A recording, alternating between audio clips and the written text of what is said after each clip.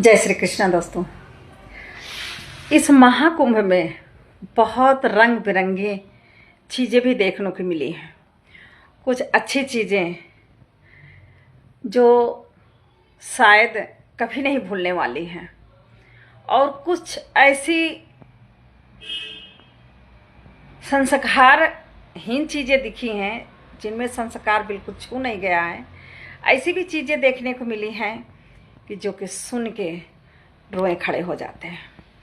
अभी एक झारखंड का मैंने सुना कि माँ बीमार थी, बेटा अपनी पत्नी अपने बच्चों को लेकर कुंभ नहाने गया और माँ को कमरे में कैद कर दिया। खाने पीने की भी व्यवस्था नहीं की। माँ भूख से तड़पती रही और खाने को जो कुछ नहीं मिला तो वो प्लास्टिक चबा रहे थे।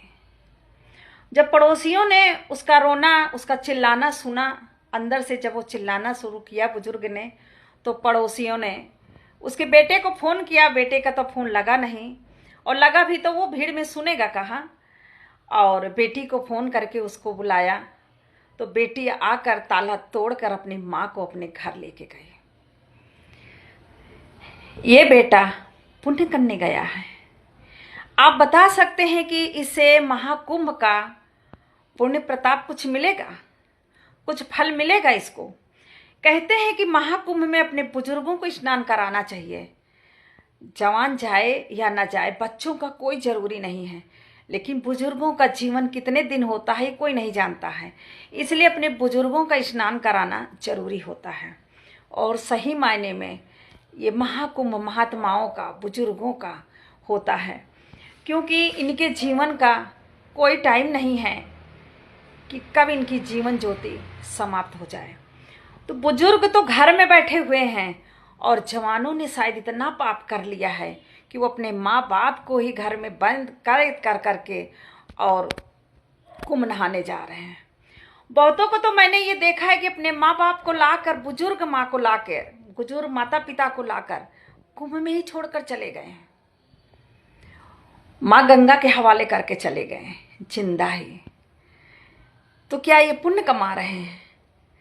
आप गंगा नहाइए या ना नहाइए, अगर अपने माता पिता का सम्मान करते हैं तो सबसे बड़ा कुंभ है। एक माताजी और कुंभ में ही मिली। वो बता रहे हैं उनके 2-3 लड़के हैं, कोई हाई कोर्ट में है, कोई लेक्चरार है, सब अच्छी अच्छी जगह हैं, खाते पीतेदार हैं, अमीर हैं, लेकिन माँ के लिए उनके यहाँ जगह नहीं है। लेकिन उस माँ को क्या कहें? वो माँ अपने बेटे की अभी भी बुराई नहीं बर्दाश्त कर रही, कह रही मेरा बेटा मजबूर है। मैं ये नहीं जानती, मैं कभी ये मान ही नहीं सकती कि बेटा मजबूर है। कोई भी बेटा अगर चाहे तो कोई भी पत्नी उसको अपने माँ बाप से दूर नहीं कर सकती है।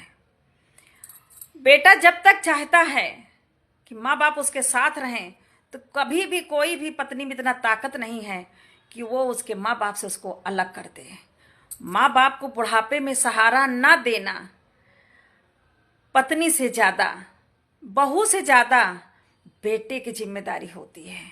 और इस बेटे ज़्यादा जिम्मेदार होते हैं माँ बाप को घर छुड़वाने में। ये आप लोग माने या ना माने, लेकिन मेरा मानना है कि इसमें ज़्यादा जिम्मेदार बेटे ही होते हैं। बेटों को अपने माँ बाप, अपनी पत्नी, अपने बच्चों में एक समानता बना के रखना चाहिए। न पत्नी भारी है, न माँ बाप भारी हैं। दोनों का अपना अपना यथा स्थान है, और दोनों को अपने स्थान पर रहना है। किसी के लिए किसी को घर से निकालना बहुत गलत है। तो इस कुंभ में बहुत कुछ देखने सुनने को मिला।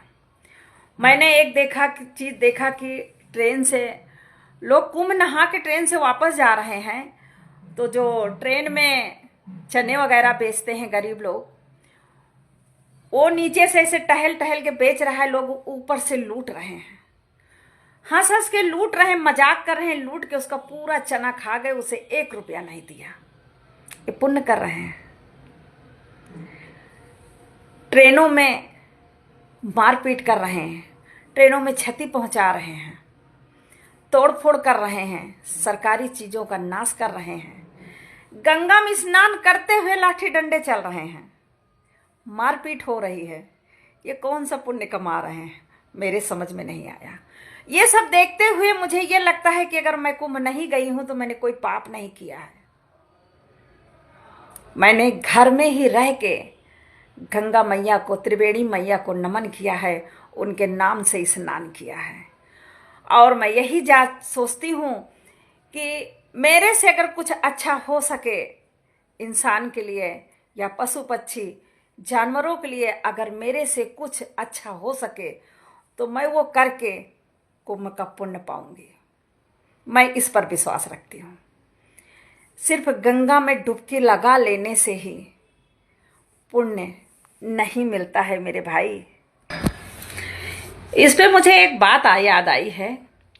इंसान इंसानों को कुचलकर आगे बढ़ रहा है, इंसान इंसानों को कुचलकर आगे बढ़ रहा है और पाप धोने के लिए भी पाप कर रहा है।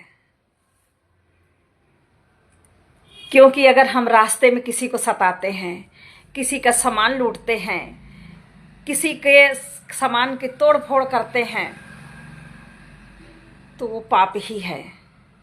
और माँ बाप को तकलीफ देकर अगर हम गंगा स्नान करने गए हैं तो गंगा मैया कभी आपका पाप नहीं धोएंगी और आपको पुण्य का 1 इंच भी भाग, 1% भी नहीं मिल रहा है।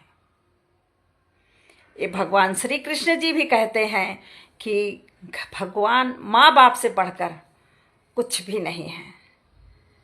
अगर आप माँ बाप का सम्मान करते हो, माँ बाप के चरणों में अगर झुकते हो तो तुम्हें दुनिया के सामने झुकने की कभी ज़रूरत नहीं पड़ेगी। अगर बात अच्छी लगी हो तो लाइक फॉलो शेयर जरूर करिएगा। जय श्री राधे। हो सकता है कि मेरा विचार और आपका विचार अलग हो, लेकिन मैं जो सोचती हूँ मुझे लगता है ऐसा लोगों को सोचना चाहिए। किसी को दुख ना देकर, आपके कारण अगर आपके कारण किसी को अगर जरा से भी सुख मिलता है, आपके कारण किसी के चेहरे पर जरा से भी मुस्कुराहट आती है, सबसे बड़ा महाकुंभ होता है। जय श्री राधे।